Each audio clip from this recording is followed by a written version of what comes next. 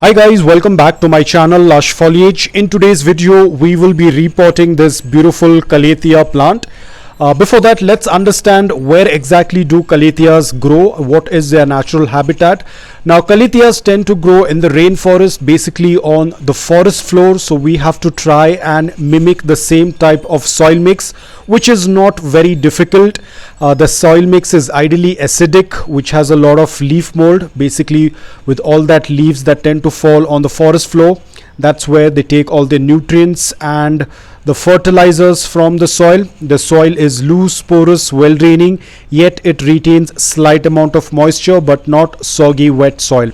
So the soil mix that we are going to be using is a mix of our garden soil. Basically that's going to give the basic nutrients and minerals to the plant. We have coco peat, which is going to retain a slight amount of moisture, will also make the soil loose, and then we have some sand that again is going to help us make our soil mix loose, porous and well draining. So this is the type of soil mix that we will be using for our Calathea. Now you must be wondering, where is the leaf mold? I will show it to you at the end of the video. Now what I usually tend to do is I do not use any fertilizers when I repot my plant. I only give fertilizers after 20 or 25 days for my newly potted plants. We do not want to stress the plant with excess nutrients. The soil already has the natural nutrients and minerals, and that is enough for the plant for another 20 or 25 days. So now I'm taking a small little pot. This is probably a 6-inch pot. We will slowly try to take out the plant from the old pot, and as you can see, it's almost root bound.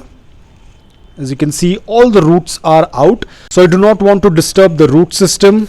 The less we fidget with the roots, the much better it is. So I'm going to fill little soil in the pot, and then I'm going to keep the entire plant in it without disturbing the roots, and then we will start filling in our soil mix, which is loose, porous and well draining. So we are going to leave a little bit of space in the pot. So after 20 or 25 days we will top it up with some waste tea leaves.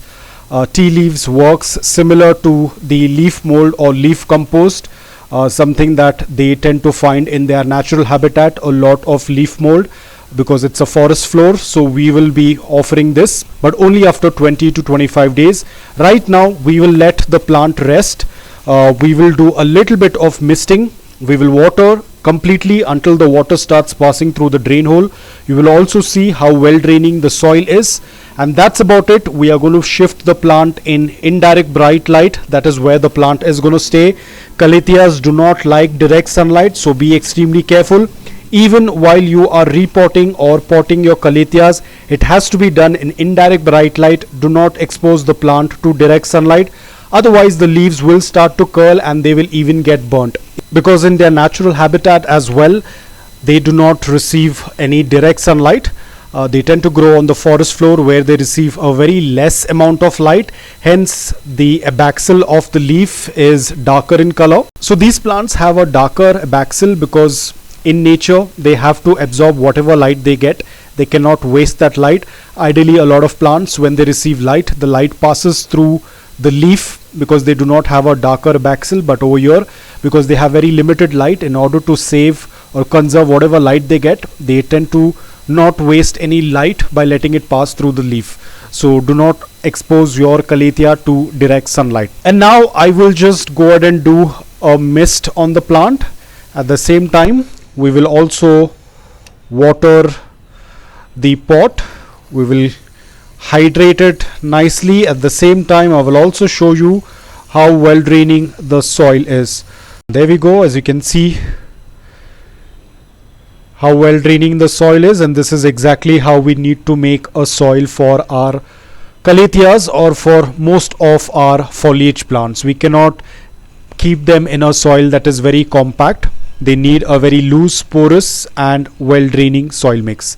So that's about it guys. I hope that this video was helpful to you. If it was, please hit the like button, and if you're new to my channel, please consider subscribing to it. Until then, take care, stay safe and keep planting.